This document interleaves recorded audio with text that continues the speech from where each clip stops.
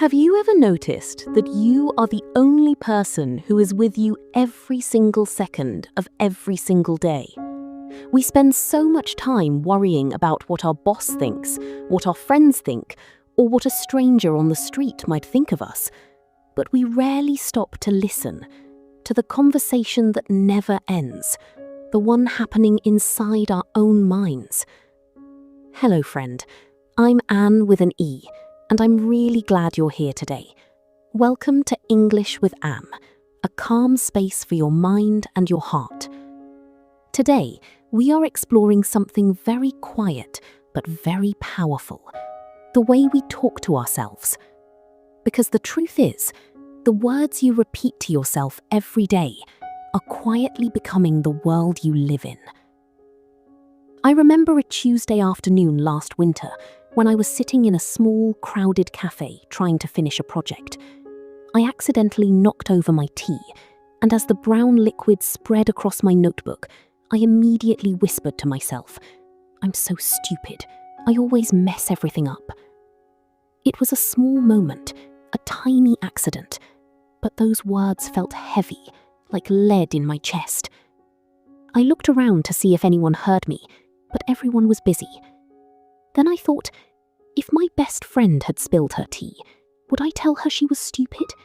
Would I tell her she always messes up? Of course not.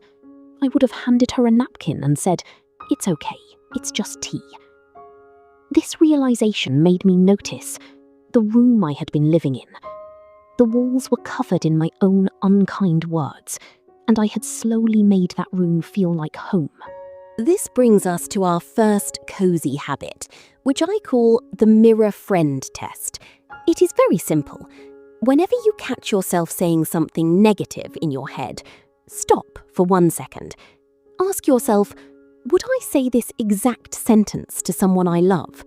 If the answer is no, pause and try saying something kinder instead. Instead of saying, "I'm a failure," try saying, "I am having a hard time right now." This small shift doesn't change what happened, but it changes how you feel while you are going through it. It turns you from your own worst critic into your own first responder. Why do we do this? Why are we so much harder on ourselves than we are on others? In psychology, there is something called negative self-talk. Often this voice can be shaped by old criticisms, fears of failure, or high expectations we've picked up over the years. We may think that being hard on ourselves will make us better, but harsh self-criticism can actually increase stress and make it harder to think clearly. When we speak to ourselves with compassion, we can feel safer and more able to deal with difficult moments. You don't need a whip to move forward, you need a light.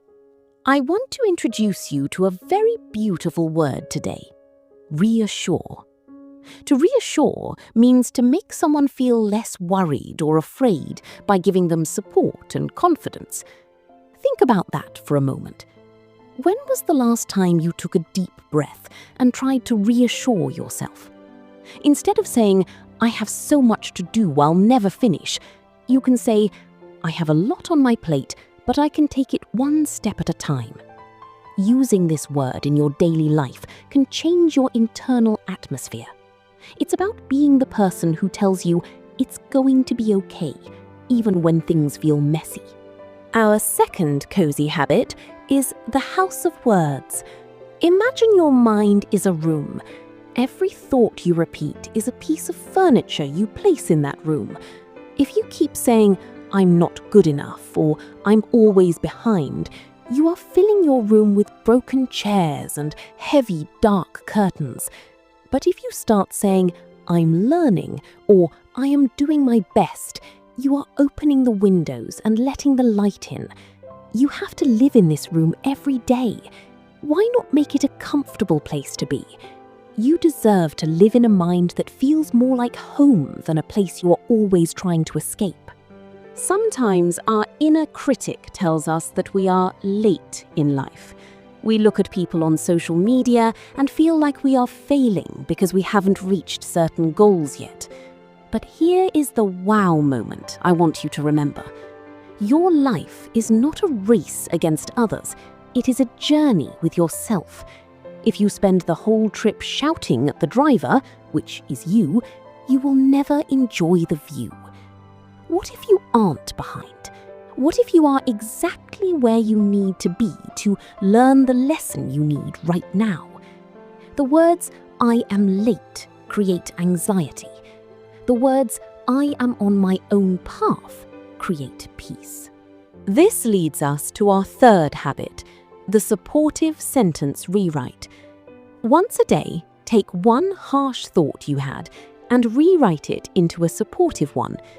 For example, if you thought, "My English is terrible," rewrite it to, "English is a challenge for me, but I am showing up and practicing every day, and that is something to be proud of." We aren't lying to ourselves or pretending everything is perfect. We are simply choosing a more honest, more helpful way to describe our reality. You are allowed to be a masterpiece and a work in progress at the same time. Going back to that day in the cafe, I didn't just clean up the tea.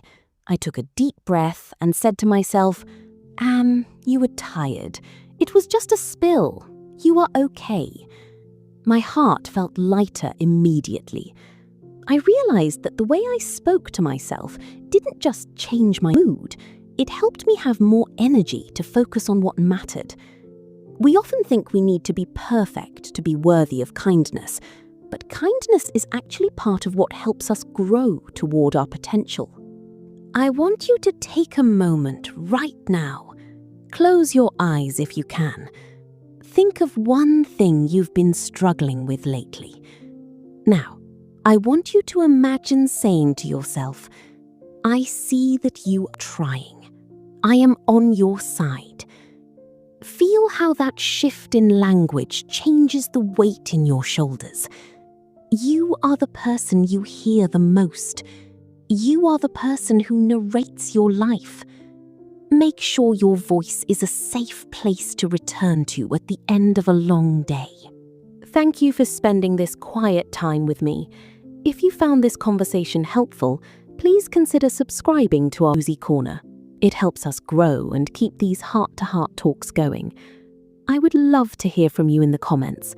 What is one kind thing you can say to yourself today? Let's fill the comments section with supportive words. I'll see you in the next episode, where we'll talk about a younger version of ourselves that might still be waiting for this kind of love. Take care of your heart.